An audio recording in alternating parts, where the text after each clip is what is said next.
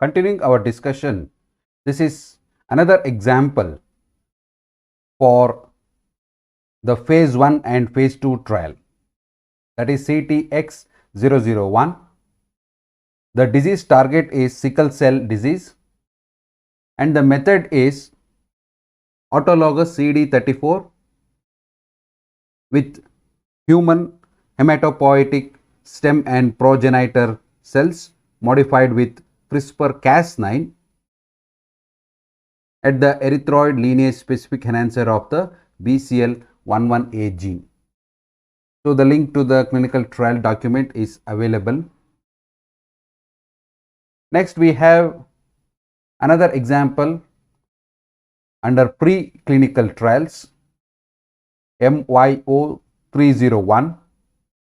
The disease target is muscular dystrophy. Method is unspecified for the reason that this is under preclinical trials. So, in its broadest sense, the human somatic cell gene therapy can be described as the introduction of a fully functional and expressible gene into the target cell. So, what the examples we have seen, very few examples under different trial phases.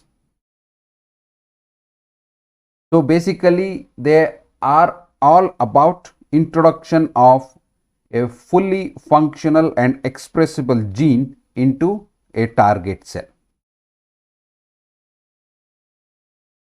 with an expectation that the specific genetic disease will be corrected permanently. So, you are trying to introduce a functional gene as well as an expressible gene. So, whatever the gene you are trying to introduce should be functional and it should be expressible. So, the result will be that a specific genetic disease can be corrected permanently. But there are some simple characterization or critical biological considerations when we go for the human somatic cell gene therapy. Number 1, how will the cells that are to be targeted for corrections be accessed? That means how to access those cells that needs a correction so that the specific genetic disease is alleviated. So, how will the cells that are to be targeted for corrections be accessed? That is the accessibility to the target cells. Number 2, how will the remedial gene be delivered? Here remedial gene refers to normal gene or gene which is supposed to be correcting the genetic disorder. So, that is a remedial gene. So, how will the remedial gene be delivered? Number 1, how to access the target cell population. Number 2, how to deliver the remedial gene.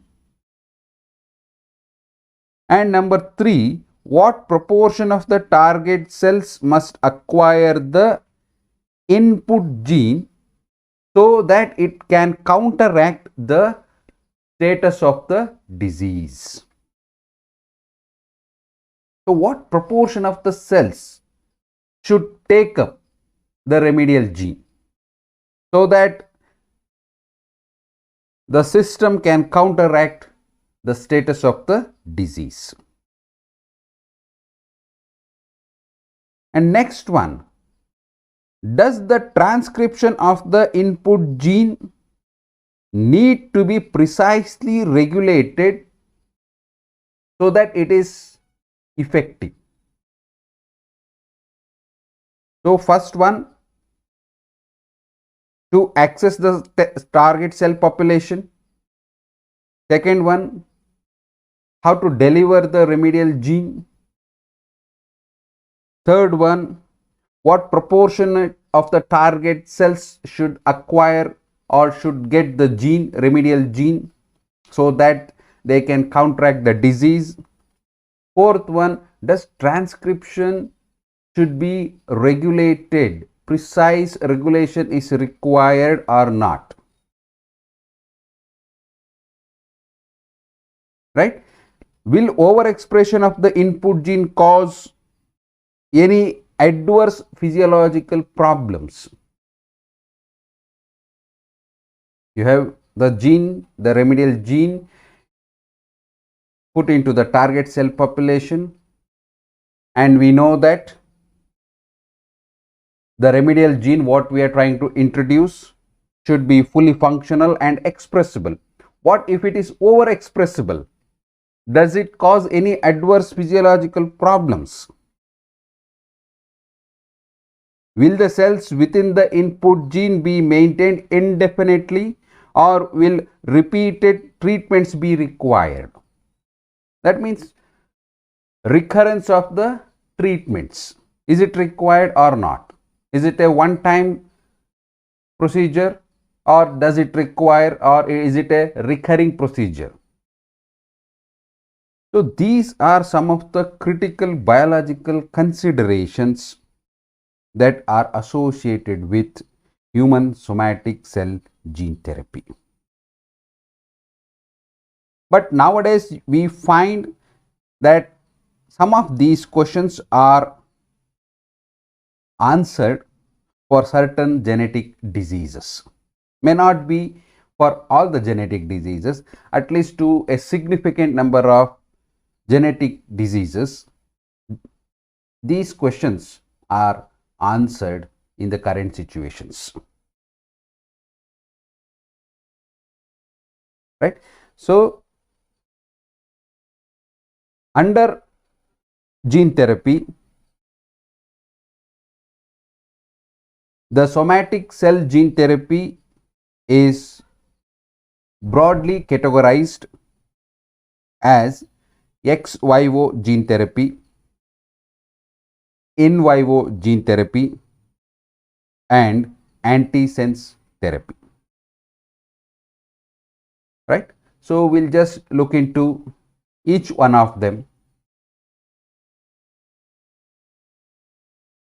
Usually the ex vivo gene therapy involves the following procedure, as you can see in the figure. Number one, we collect the cells from an affected individual who is suffering from a specific genetic disease, and in the next step we correct the genetic defect by a way of gene transfer, and in the step 3 we select and grow the genetically corrected or the remedial gene inserted cells, and in step 4 we put back, that is either infuse or transplant these corrected cells back into the affected individual or the patient. So this is a schematic representation of ex vivo gene therapy, and there is a comparison with in vivo gene therapy that we can discuss it little later. So number one, we need to collect the cells from an affected individual. Number two, correct the genetic defect by gene transfer. Number three, select and grow the genetically corrected cells. Number four, either infuse or transplant the corrected or the remedial cells back into the affected individual. Right. So the use of cells from the patient that is, we refer to them as autologous cells. So this ensures that there are no adverse immunological responses once the cells are put back, that is either for infusion or for transplantation. So you remove the cells from the affected individual and you are correcting the genetic defect, and then you are putting it back to the same affected individual. So there will be no adverse immunological responses because they are the cells of the same individual. Right. And this is a costly and time consuming strategy.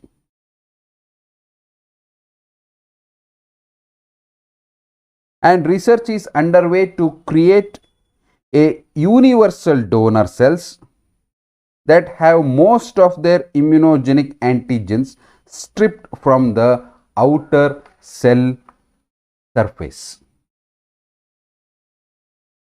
So, taking the cells from an affected individual, correcting the genetic defect and putting it back to the same individual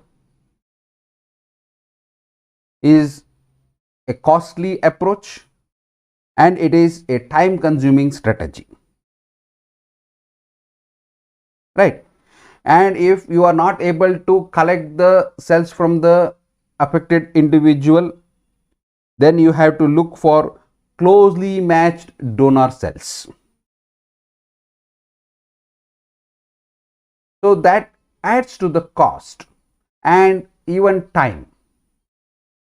So research is underway to create a universal donor cells wherein the immunogenic response or the antigens which mount the response are stripped from the outer cell surface so that they are immunologically benign. That means they do not mount any response and can be used with a range of patients. So you need not take the cells from the affected individuals. So you can use these universal donor cells for a range of patients. Currently, the ex vivo gene therapy is being used with both animal models as well as with respect to human subjects.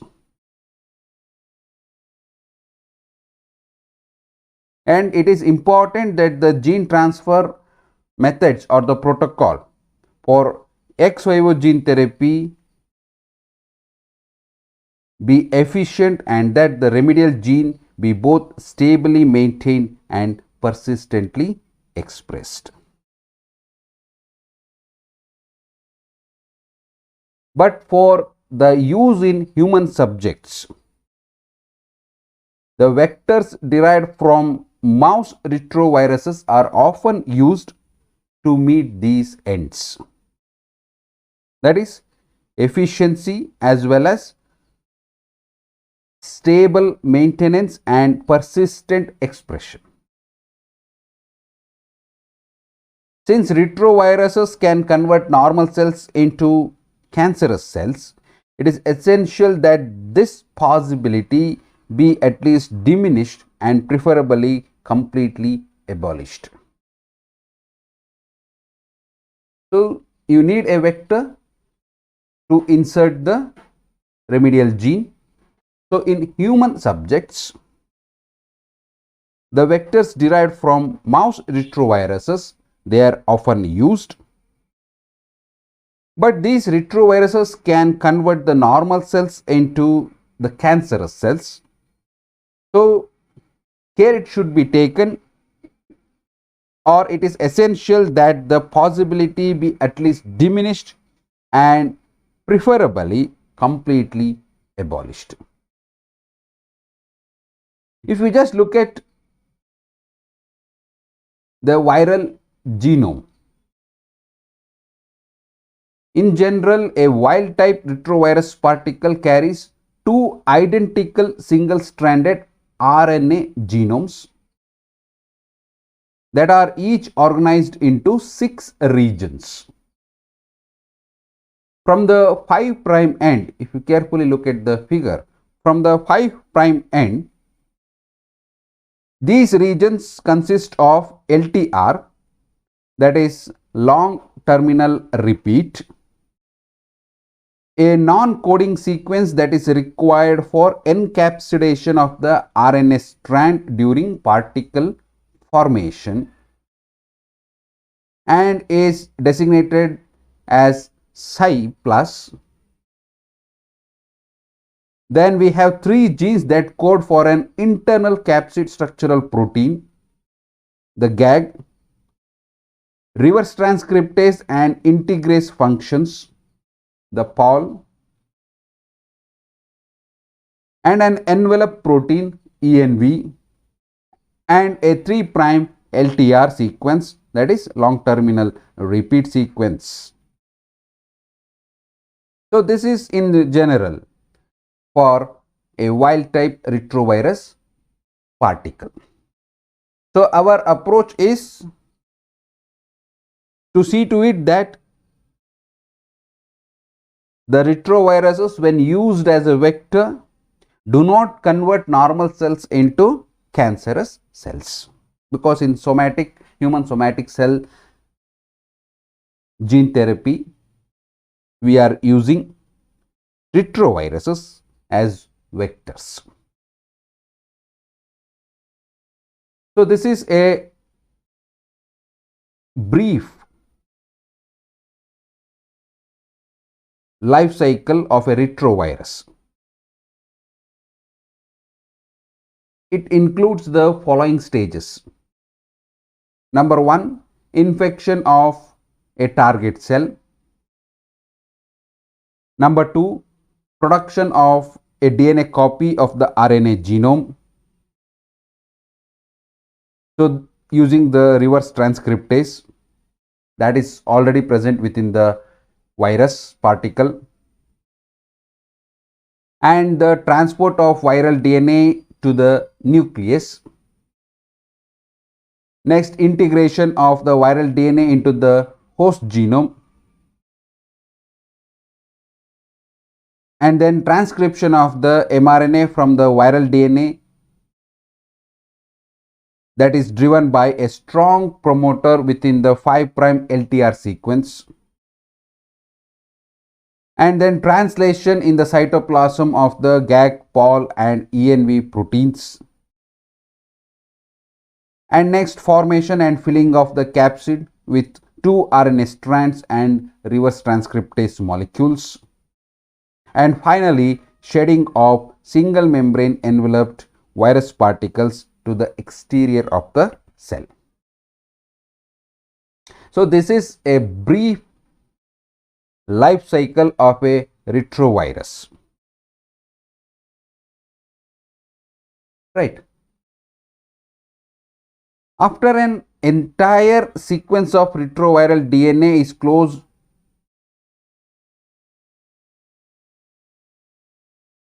it can be constructed into a vector.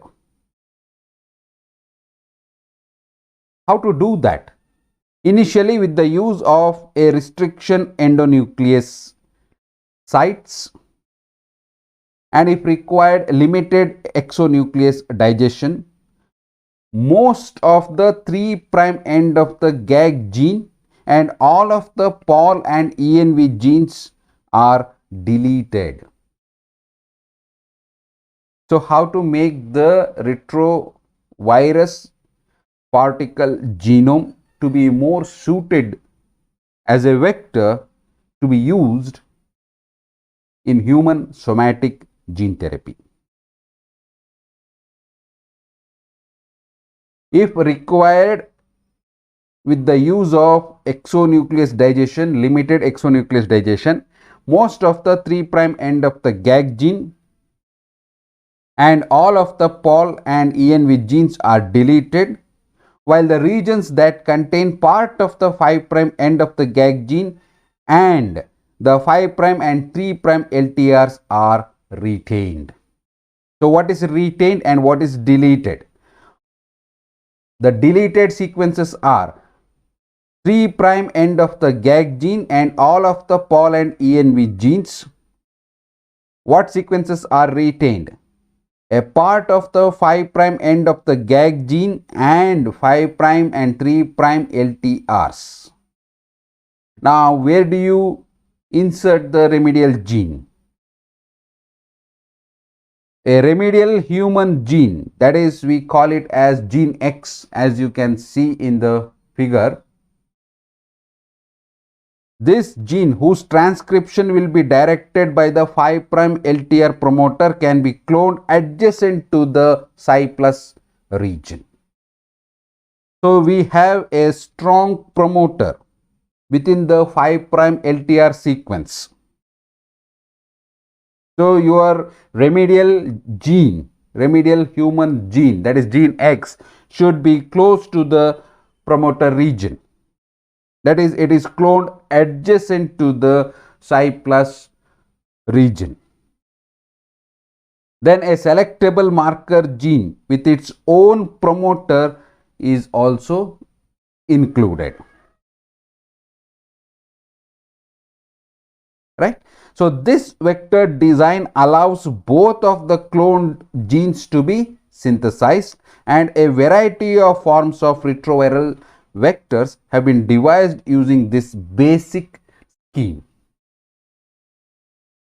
So regardless of the format, the upper limit of the amount of cloned DNA that can be carried by a retroviral vector is approximately 8 kilo base pairs.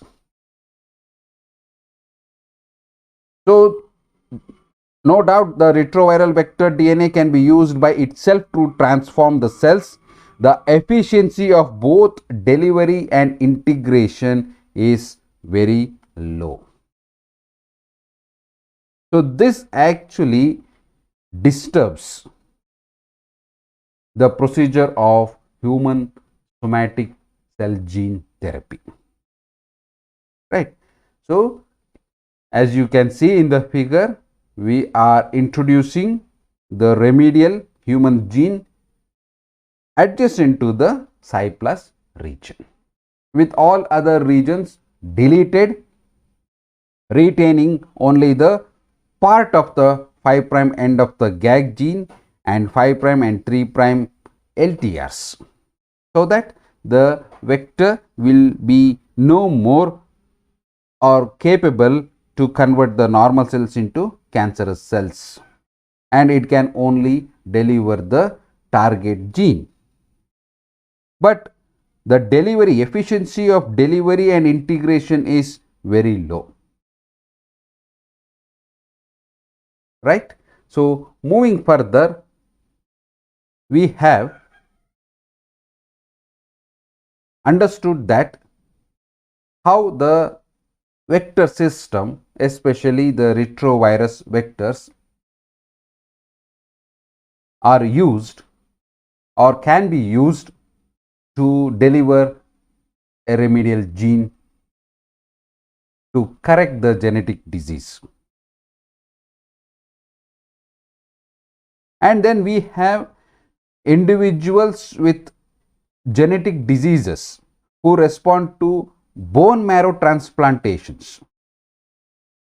So these individuals are more likely candidates for ex vivo gene therapy. The reason that bone marrow transplantation works as a therapeutic procedure for a diverse set of disease, because the bone marrow contains totipotent embryonic stem cells at a frequency of 10 to the power of -4 to 10 to the power of -5. So you cannot just go ahead with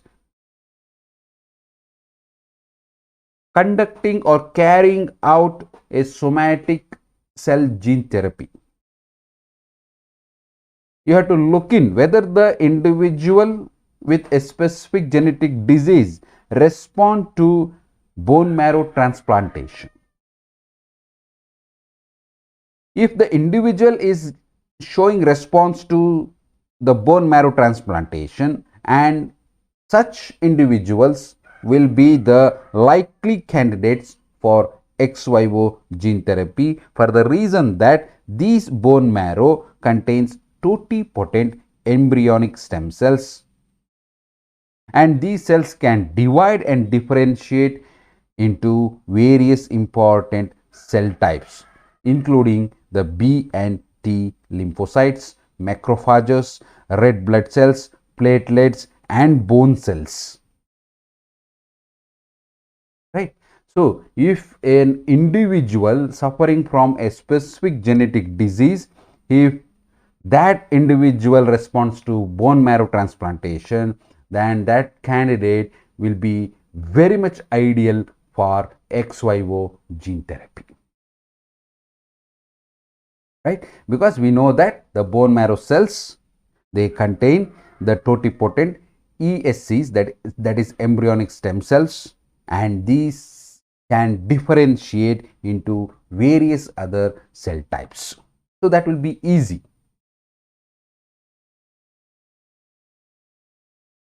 And one of the preferred ways to carry out ex vivo gene therapy would be to engineer genetically totipotent stem cells and either infuse or transplant them into the affected individual.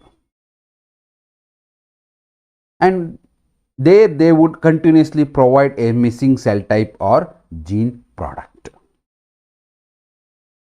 Right. So, if you can engineer a genetically totipotent stem cells, if the specific individual is not responding to the natural bone marrow transplantation procedure, then again somatic cell gene therapy will be a difficult approach to correct the genetic disease.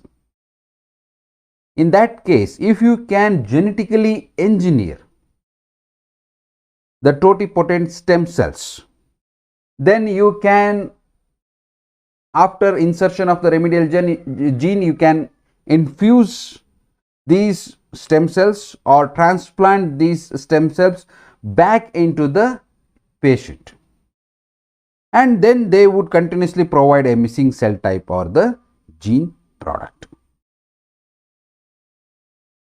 The best chance of success for this procedure exists when totipotent stem cells originate from the patient. If the stem cells are from the patient, then the success rate will be very high. And no doubt, may not be always possible. So, alternatively, compatible donors can also provide, but it is very difficult to find, but still you can use it as a source of stem cells. But in vitro conditions, it is very unfortunate that it is very difficult to isolate and culture totipotent stem cells from human bone marrow. It is very difficult. It is not that easy. Right. So, these are some of the points that has to be remembered when we go ahead with ex vivo gene therapy strategy. Next, we have the in vivo gene therapy on contrast to the ex vivo gene therapy. Here, it entails the direct delivery of remedial gene into the cells of a particular tissue of a prospective patient. Right? Despite the successful transfer of eukaryotic genes to animal cells using the retroviral vector system, plasmid DNA constructs are less time consuming to prepare and they are easier to collect in large concentrations. So the use of retroviral vectors requires that the target cells must be dividing in order to be infected. So you need a dividing cells to use the retroviral vectors. That is the reason why the totipotent stem cells are preferred. Right. So we'll continue our discussion on the in vivo gene therapy followed by antisense therapy in the next session. Thank you very much.